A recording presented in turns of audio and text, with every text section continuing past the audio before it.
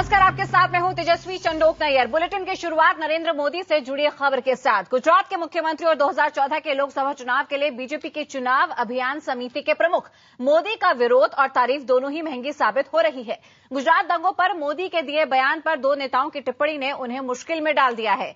BJP में मोदी के बयान का सार्वजनिक रूप से विरोध करने वाले दिल्ली प्रदेश उपाध्यक्ष आमिर रजा हुसैन को अपने पद से इस्तीफा देना पड़ा है। हालांकि उन्होंने कहा है कि इस्तीफा देने के लिए उन पर किसी ने दबाव नहीं डाला था।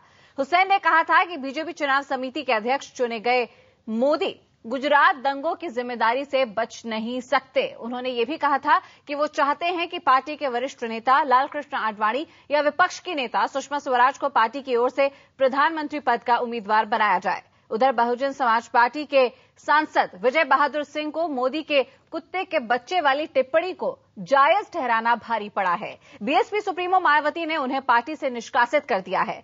हमीरपुर से सांसद विजय बहादुर सिंह ने मोदी के बयान का समर्थन करते हुए उन्हें संवेदनशील बताया था।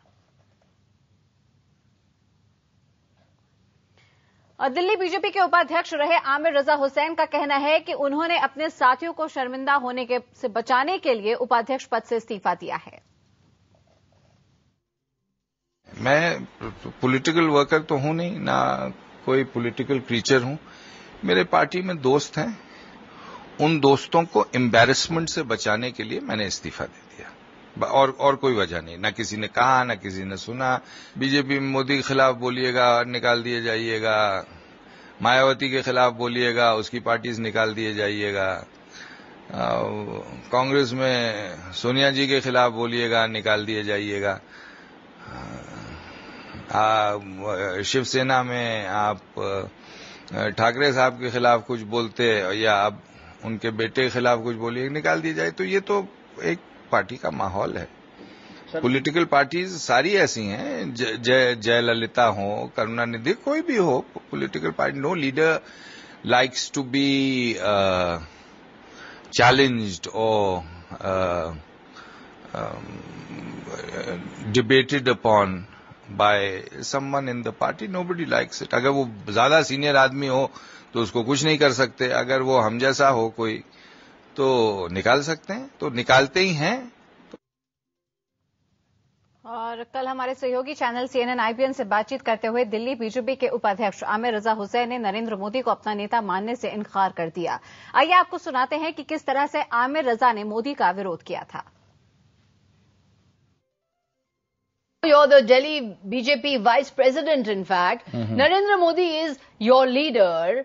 I beg your pardon? If you're in the BJP, Narendra Modi is your leader. Is a leader, yeah. Is your leader. Not mine, no. Your leader, but you're in the BJP. No, I think Narendra... You're in the BJP. You're in the Gujarat. You're in the Delhi BJP. Listen. I think Narendra Modi's statements are despicable. I think Narendra Modi's statements are divisive. And I think Narendra Modi's statements can never draw support from the Muslims. It's very clear. Yes, I'm in the BJP. I support the BJP because I think the Congress has to go. And I think... You support the BJP, but you don't support Narendra Modi? Absolutely not. और आपको बता दें, इस बड़ी खबर पर हमारे साथ न्यूज रूम से जुड़े हैं हमारे राजनीतिक संपादक सुकेश रंजन और लखनऊ से हमारे संवाददाता मनोज राजेंद्र त्रिपाठी। सुकेश, पहले आपसे समझना चाहूंगी, इस पूरे बदलते घटनाक्रम को आप कैसे देखते हैं, कैसे एनालाइज करते हैं? बहुत साधारण है। देखिए तेजस्वी, जिस तरीके से कुछ दिनों में कुछ बयान आए हैं नरेंद्र मोदी के, वो पोलराइजिंग बयान कहे जा रहे हैं। कहा जा रहा है उसका असर है, ये भी कहा जा रहा है कि सोच समझ के बोला गया या स्लिप ऑफ टंग था। हालांकि उनकी तरफ से, नरेंद्र मोदी की तरफ से, उनके दफ्तर की तरफ से ये बार बार कहा गया, क्लैरिफाई किया गया, बीजेपी की तरफ से कहा गया। लेकिन इन दोनों बयानों ने, एक जो सांप्रदायिकता का बुर्का पहन के कांग्रेस छुप जाती है, एक ये बयान, और एक जो उन्होंने कुत्ते के बच्चे के वाला बयान दिया था जिसमें ये इस शब्द का इस्तेमाल किया गया था, उन दोनों बयानों ने एक तरीके से वो पोलराइजिंग फैक्टर की तरह काम कर रहे हैं। और उसके बाद ये चर्चा शुरू हो गई है कि क्या फिर से एक बार पोलराइज करके ध्रुवीकरण, वोटों का ध्रुवीकरण जो है वो एक मकसद हो गया है। क्या बार बार ये कहा जाता है कि हम गवर्नेंस के बिना पे चुनाव लड़ेंगे, गवर्नेंस हमारा नारा होगा। ये सिर्फ पार्टी नहीं कहती है, पार्टी के अध्यक्ष बहुत क्लैरिफाई करते हैं इस बात को कि राम मंदिर, अमित शाह ने जो कहा वो एक कल्चरल नेशनलिज्म का इशू है, वो हमारा पोल प्लान कभी नहीं रहा है। लेकिन जिस तरीके से ये बयान आ रहे हैं